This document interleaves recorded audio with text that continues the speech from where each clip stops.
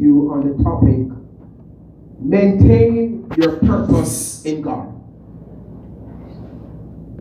Maintain your purpose in God.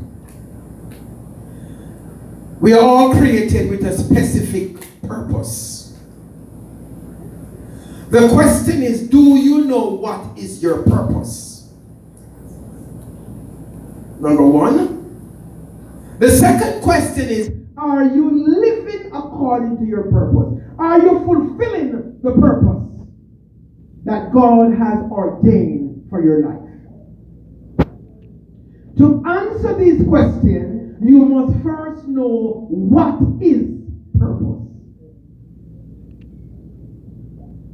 So the dictionary meaning is that this is a reason for which something is done or created, or for which something exists.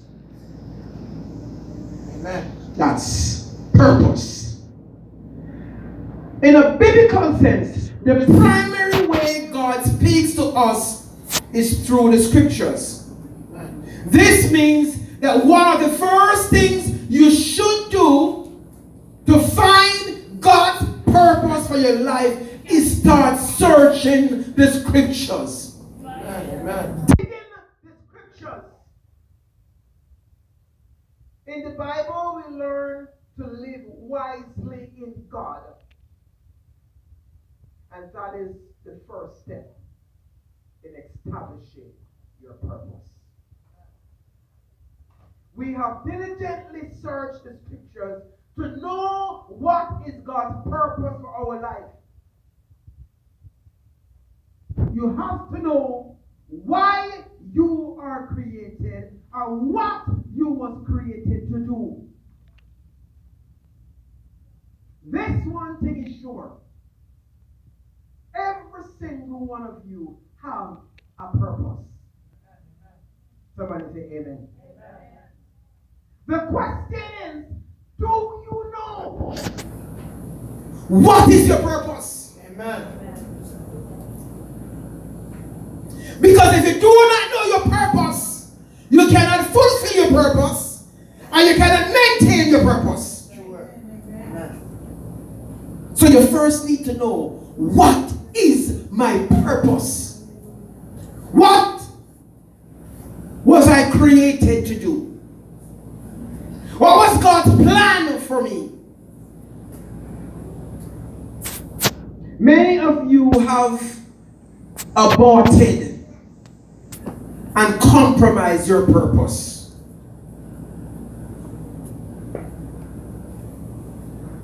You kill your purpose. You damage your purpose. And so you are in a place and doing things you're not supposed to be doing because you have aborted your purpose. That which God has intended for you, you have somehow switched and taken a different direction. You need to get back to your purpose. You have attached yourself to some people that's not part of your purpose. Amen. Amen. It was never intended for you to mix with those individuals.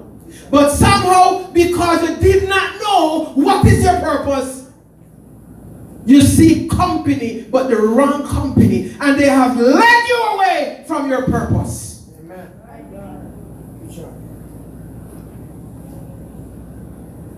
What is your purpose? How do you find your purpose? How do you fulfill your purpose? If you do not know your purpose, I can redefine your purpose. Amen. Amen. I can make you do what's best for me. My objectives can be met because you are fulfilling my purpose, but not your purpose. So people will use you to achieve their purpose. Amen. But it's not the purpose that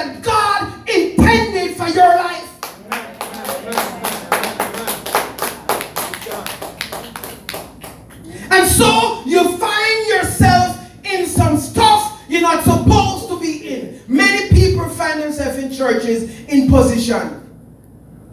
And they only in those positions because the pastors need to achieve a certain agenda. And because you can do certain things, you're placed there. But it's not your purpose. And that is why you're struggling. God did not ordain. If God ordained you as an evangelist, don't be a prophet. And if God ordained you to be an altar worker, leave the kitchen alone. And if God ordained you to be an intercessor, pray. And if God ordained you to be a worshiper, worship. Walk in your purpose.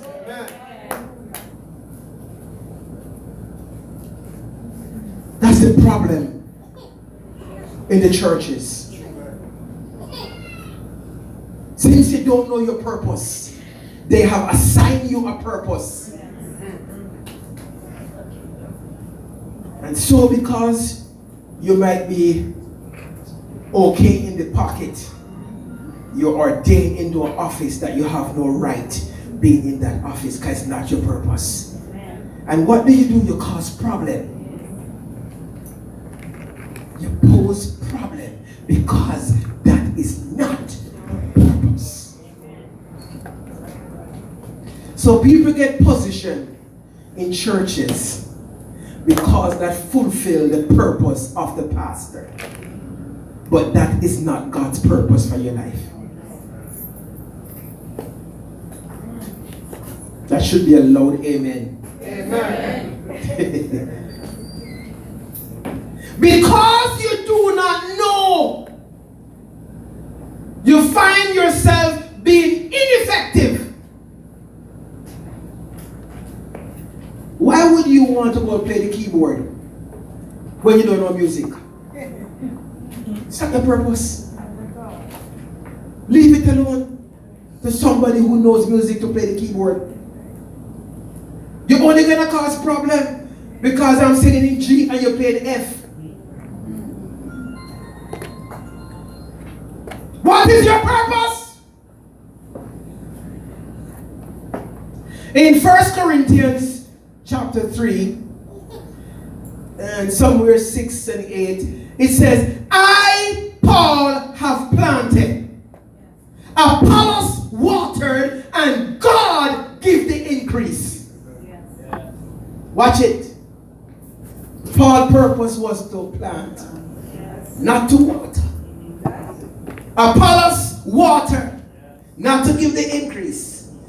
God give the increase. Know your purpose. Know that which you can do. You must know your limitation. Stay in your zone, man. Stay in your lane. If you're running a race and you cross the lane, you get disqualified. Only in the house of God, people want to switch lane and cause problems. Stay in your lane. Establish your purpose. Amen. Don't cut in my lane. If I'm running the bend, leave me run the bend in peace. You don't cut in my lane. Because once you do that, you're affecting my purpose. You're cutting back my speed.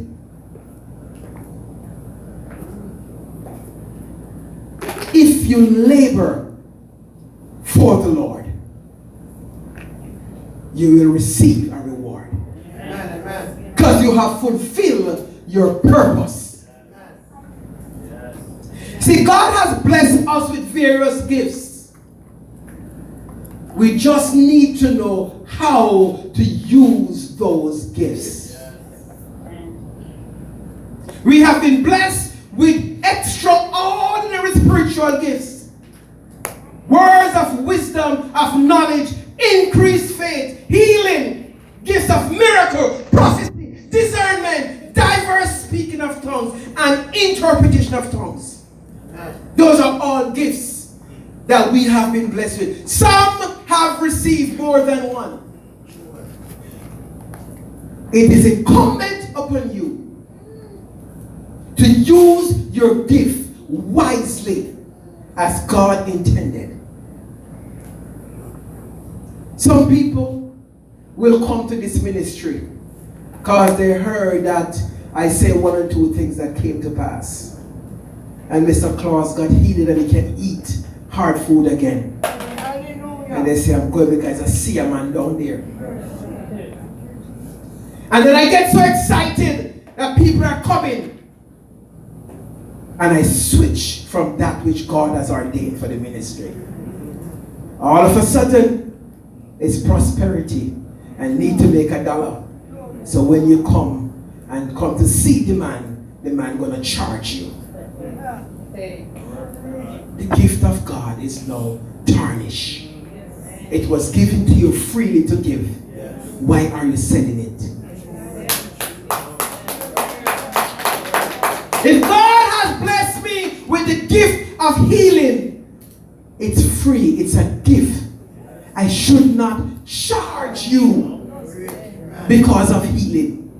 There should not be a fee to come in to get healing, because God gave a free gift. But a lot of us have capitalized on the gift that God has given us, and we walk away from our purpose. We become somebody who God not intended to be. So you can be blessed with gifts, but you can use those gifts to become a curse.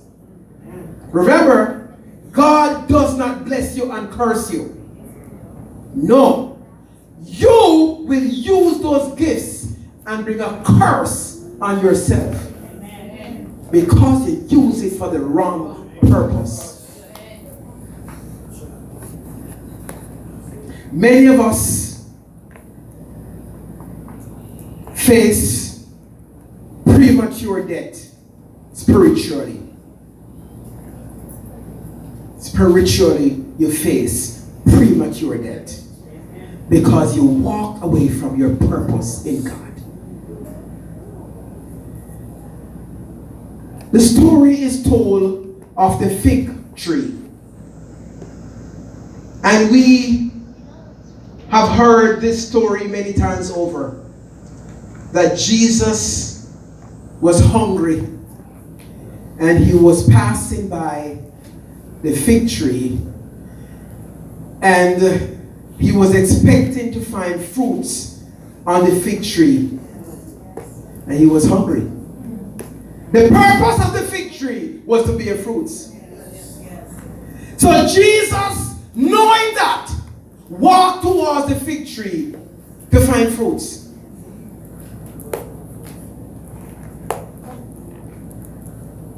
But when he got there, the fig tree was barren. No fruits. And you all know the parable quite well, that Jesus cursed the fig tree and the fig tree dried up. Why? The fig tree was not serving its purpose. Are you serving your purpose? Are you a fig tree?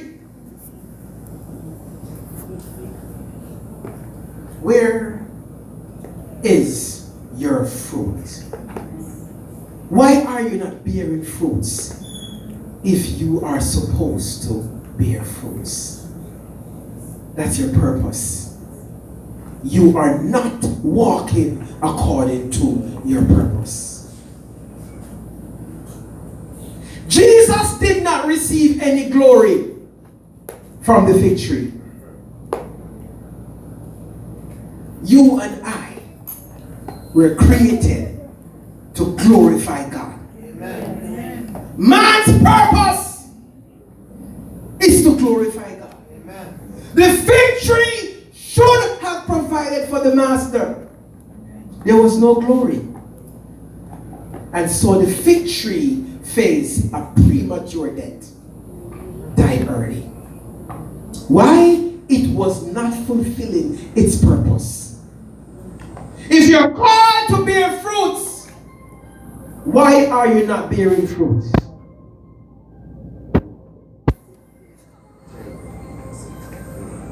For the years, souls are out there waiting to be born in the kingdom. And you are called to go out and win them. That's your purpose. Amen, amen. But you're not winning any souls for Christ because you're not walking according to your purpose. Let your light so shine before men that they may see your good works and come to glorify your Father which is in heaven.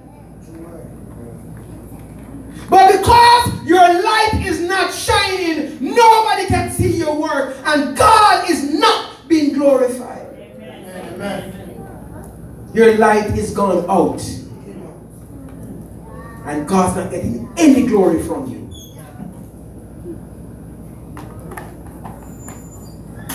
Your purpose as a believer is to attract sinners to Jesus. Live a life and work for the kingdom. If you turn off the lights in this room, it's in darkness. And all the insects will stop flying. They'll come to a pause. And if you light a candle and place on the windowsill, all the insects will be attracted to that one little flicker of light. You are that light. God has called you to be the light of the world, but your light has gone out. So you have blended in the darkness.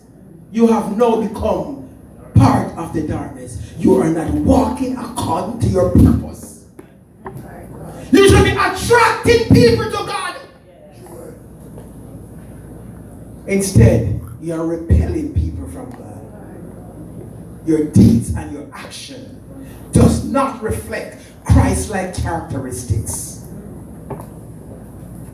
Where is your purpose? What is your purpose? And why are you not living your purpose?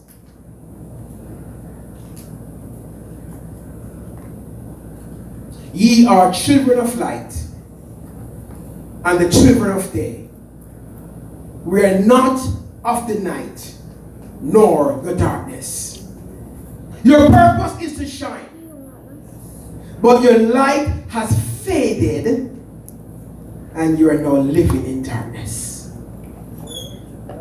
It's time to reignite your flame. Amen. It's time to get on fire for Jesus.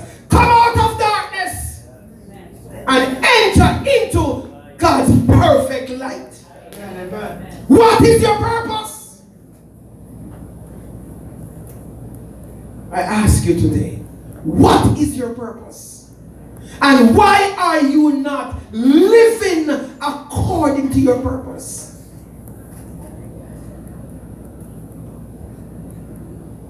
Ye are the salt of the earth. But if the salt hath lost its savor, wherewith shall it be salted? It is henceforth good for nothing, but to be cast out and to be trodden under your foot. You see, the purpose of salt is to add seasoning. But you have to be careful how you use salt. You got to use salt sparingly and use salt appropriately. If you add too much salt, it's counterproductive. If it's too salty, nobody will eat it.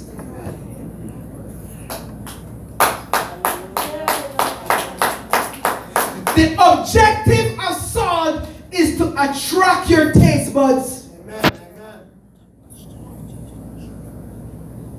Not to turn off people. You are the salt of the earth. Why, therefore, are you being so salty that people cannot come to God? Your ways are turning off people. You put in too much salt and you spoil the dish. What is too much salt, Rev? Too much salt is too much religiosity. Too much religion. And it's not practical. So people who you meet are hungry, but you want to preach to them. You can't preach to a hungry man. His belly needs to be satisfied. He needs physical food before you give him spiritual food. So go ahead and preach the gospel, but be wise in doing so. Amen. When you meet people on the street, show them love first. Amen. Amen. Show them you care. Let them know that the God you serve is a God of love, a God of second chances.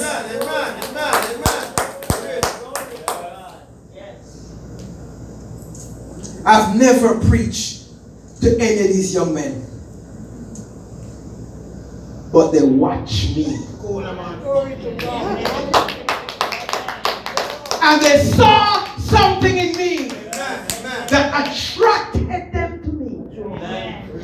Because the love of God was shining. And when I speak to them, they felt love, acceptance, and welcome. Some of us too salty. Everything you want to add salt, taste it first. Sometimes the dish is well prepared and does not need salt. But because you like to add salt, you don't taste the food, you put salt right in the food and salt with the food. You spoil a good dish because you add too much salt.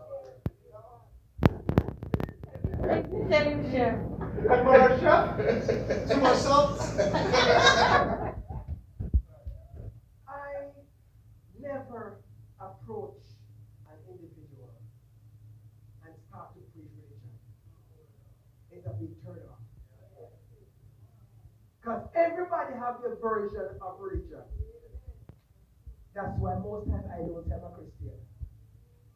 I'm ashamed of Christianity, but I say I'm a believer.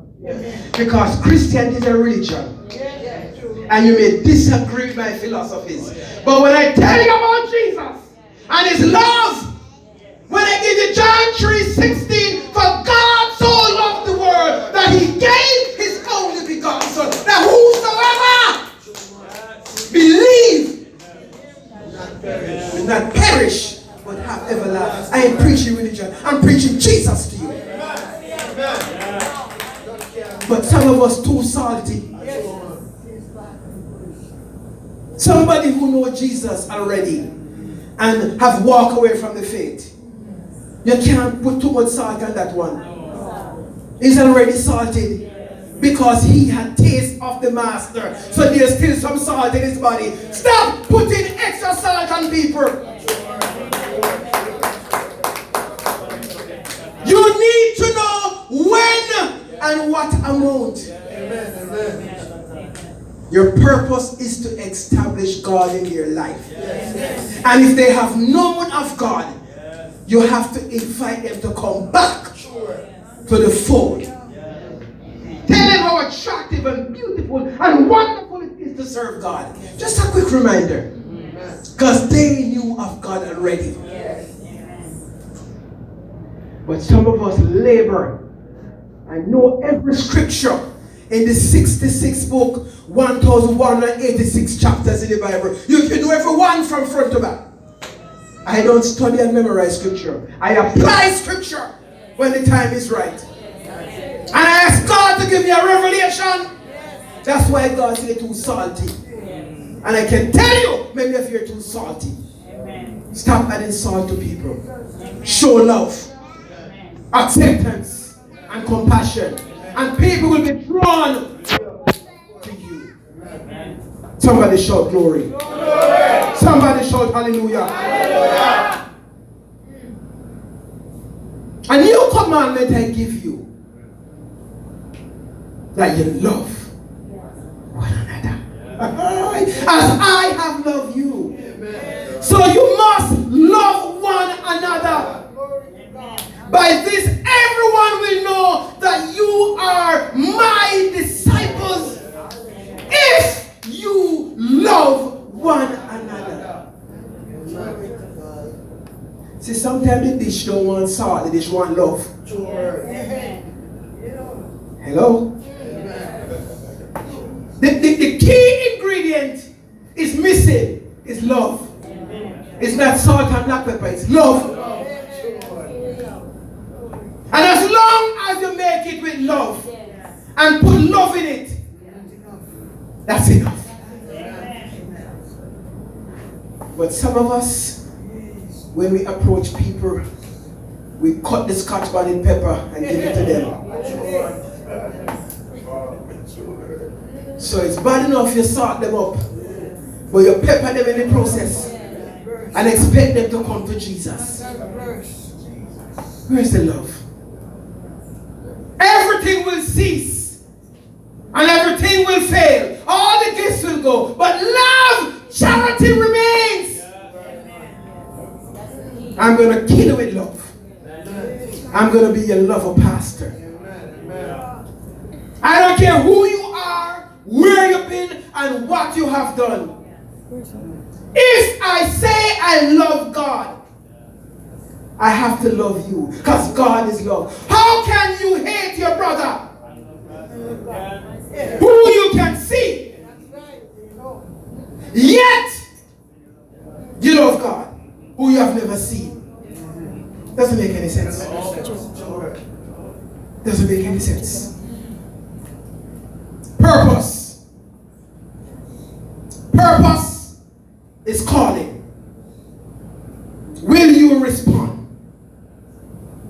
I cannot preach brimstone and fire messages when people need to be attractive to God. If all I can tell you is what's going to happen to you, and I fail to tell you that love covers a multitude of sin, and God's love can turn your life around. If all you hear about is what's going to happen and the threat, then people are saying, I don't want to know your Jesus. Don't market that God to me, because as a vicious God, as a vindictive God, as a cruel God, because that's what you tell them.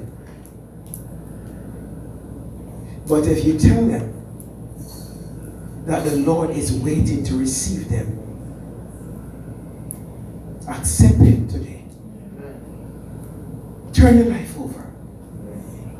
Give God a chance to fix things in your life that's broken.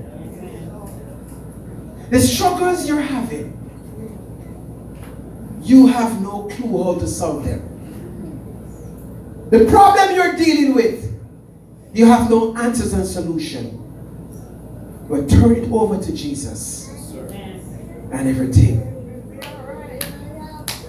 If you try everything and everything fails, try Jesus.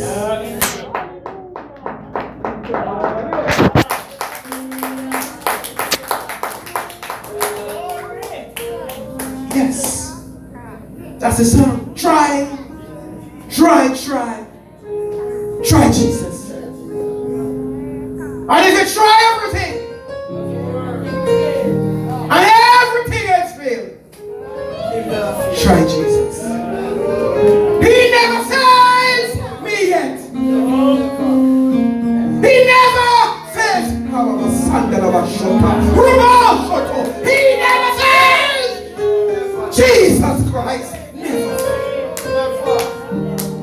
Anywhere I go, I want the world to know Jesus Christ never failed.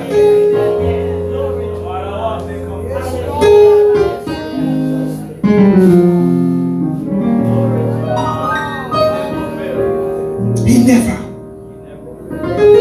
failed me yet.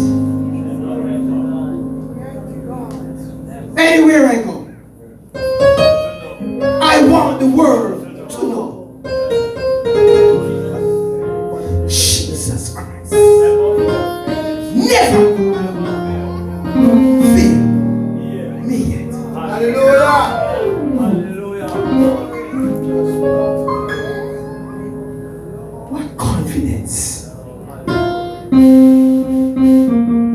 a blessed assurance that Jesus will never. Man will fail you. Flesh and blood will fail you.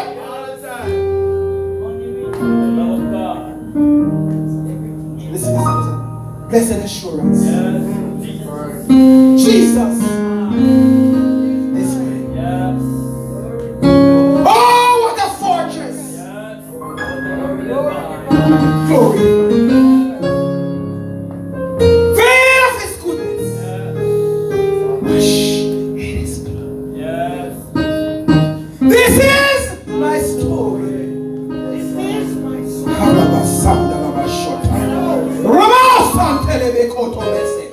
Yandalabashato, Ribundusi, Ikonomashata, Rodumose, Yabase, Yandalabakontonomasa, Rundalabakodomoso, Yidabosoko. This is my story. This is my song. Praising my Savior. Oh,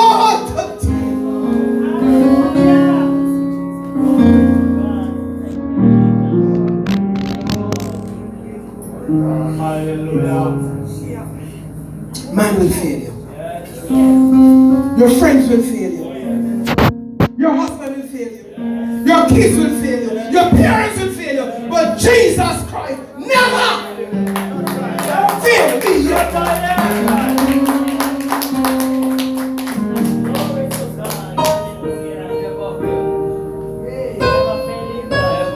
That's why I purpose and I will serve him. I will forever look to the cross. I will keep my eyes fixed on Jesus. I will not be distracted by the noise. I will be focused on Jesus.